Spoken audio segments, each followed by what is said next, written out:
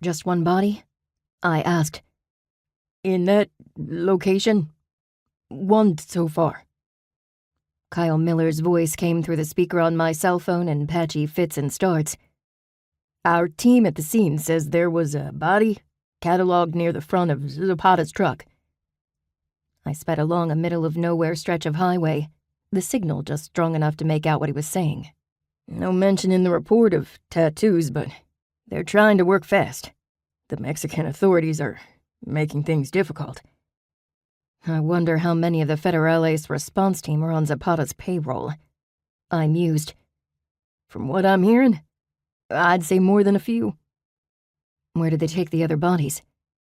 I swerved to avoid the tumbleweed skittering in front of my headlights. That's the bad news, he said, a stronger signal making his voice louder and clearer. A few places, and my guy wasn't sure who ended up going where. He said there was a lot of back and forth, and half of it was in Spanish.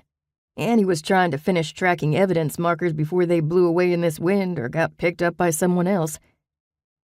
My brain replayed the scene of the man falling to the ground when ATF agent Miller shot him.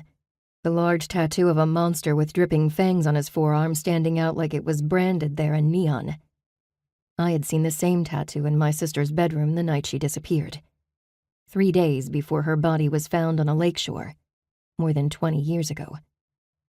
I'll find a way to track him down, I said.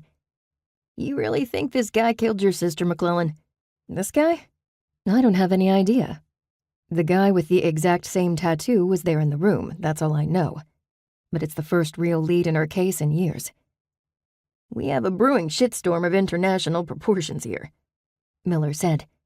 I'm not sure how much of my time that'll take for the next few weeks. I'm sorry. Miller and I had led a small team into Mexico. Jesus, was that just a few hours ago? I shook my head and blinked at the long, flat highway my old truck's tires were gobbling up, entirely too fast. We had gone with the intention of disrupting a weapons transaction between suppliers in Texas and Mexico's largest and most feared cartel. And we had done it. But the gunfight had left a dozen bodies scattered across a small desert highway, and one of my favorite humans in the world hooked to half a dozen machines in a border town hospital.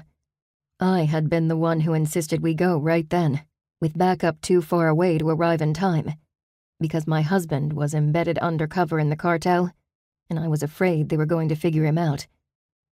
We'd lost 2 young rangers and nearly lost Archie, and now Miller was probably going to get buried in review boards and paperwork. But I didn't have time to worry about what was already done. I had plenty of other worries flying at me as fast as my truck was flying up the highway.